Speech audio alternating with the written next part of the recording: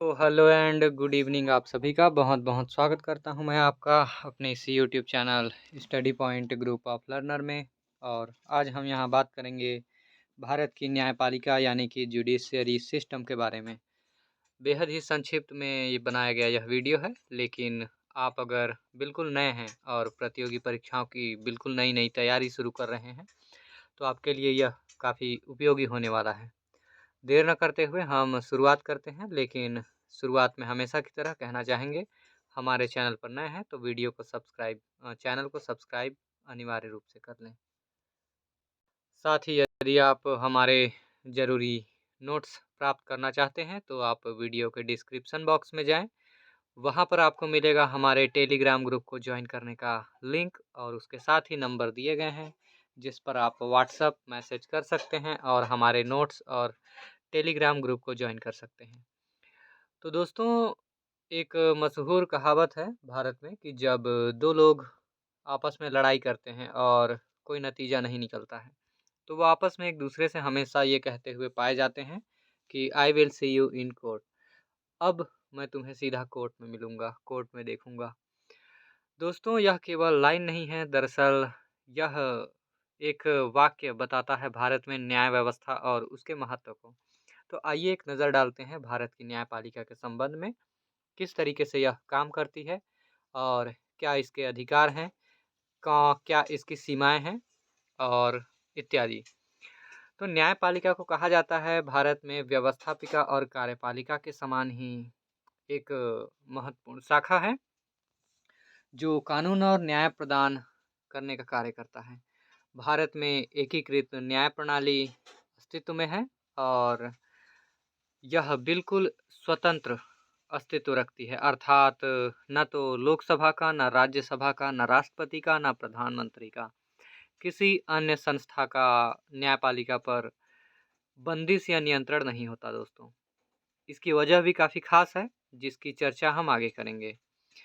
तो कुछ आगे बढ़ते हुए हम यहाँ देखेंगे भारतीय प्रशासन, खास तौर पर भारतीय राज्य व्यवस्था, भारतीय राज्य प्रशासन मुख्य तौर पर 3 शाखाओं में विभाजित है, क्रमशः विधायिका, कार्यपालिका और न्यायपालिका। दोस्तों, ये तीनों भारत में भारतीय राज्य व्यवस्था का निर्माण करती है। पहले 2 व्यवस्था जो हैं, जिन्हें हम क्रमशः विधायिका और कार्यपालिका कहते हैं, वो अन्योन्याश्रित हैं, और वहीं दूसरी ओर भारतीय न्यायपालिका पूरी तरीके से इंडिपेंडेंट है, स्वतंत्र है। यह एक अलग स्तंभ है और भारत में न्यायपालिका सरकार के अन्य 2 अंगों के हस्तक्षेप के बिना काम करती है। तो इस लेख में हम समझेंगे भारत में न्यायपालिका और उसके कामकाज के बारे में। इसके अतिरिक्त भारत में विभिन्न प्रकार के न्यायाधीशों और भारत में बनाए गए विभिन्न प्रकार के न्यायालयों के बारे में जानेंगे। कानून के शासन की रक्षा और कानून की सर्वोच्चता सुनिश्चित करने के लिए किस प्रकार से यह अपनी भूमिका निभाता है, इसके बारे में भी हम जानने का प्रयास करेंगे। दोस्तों, भारतीय न्याय प्रणाली का परिचय हम दे दें। भारतीय न्यायपालिका सरकार का तीसरा अंग होता है। यह वह शाखा होती है जो कानून की व्याख्या करती है, उसके साथ ही विवादों का निपटारा करना और भारत के नागरिकों को न्याय प्रदान करना इसका प्रमुख कर्तव्य होता है। भारत में न्यायपालिका को पूरी तरीके से स्वतंत्र माना गया है और यह लोकतंत्र का प्रहरी कहा गया है इसको। इसके अतिरिक्त भारतीय न्याय प्रणाली संविधान की रक्षक भी होती है। क्यों होती है उसको आगे हम बताने वाले हैं आपको। जैसा कि आपको हमने बताया है, भारत की न्यायपालिका पूरी तरीके से स्वतंत्र होती है। भारतीय न्याय व्यवस्था निष्पक्ष रूप से अपना कार्य करती है। और स्वतंत्रता का आशय क्या होता है? सरकार की अन्य 2 शाखाएं न्यायिक प्रणाली के कामकाज में हस्तक्षेप नहीं कर सकती, अर्थात विधायिका और कार्यपालिका।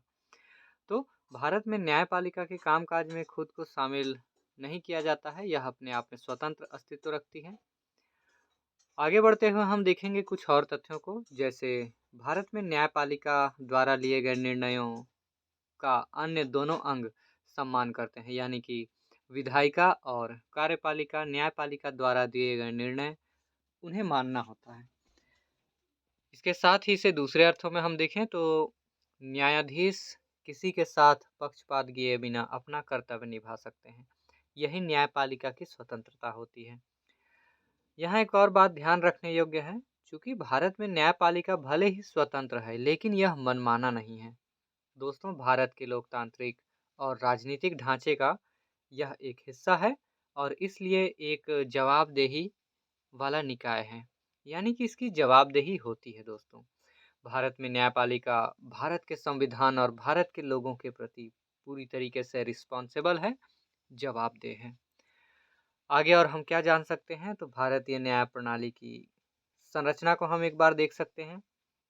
तो पहली बात तो ये कि यह एक एकीकृत न्यायिक व्यवस्था है और बिल्कुल पिरामिड के जैसी इसकी संरचना पाई जाती है, जिसमें भारत का सर्वोच्च न्यायालय सबसे ऊपर है, उसके बाद क्रमशः उच्च न्यायालय और फिर जिला और अंत में सभी अधीनस्थ न्यायालय शामिल किए जाते हैं।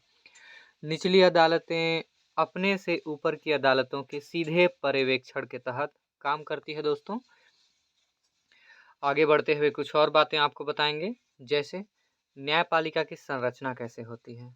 तो भारत का सर्वोच्च न्यायालय पहले देखेंगे।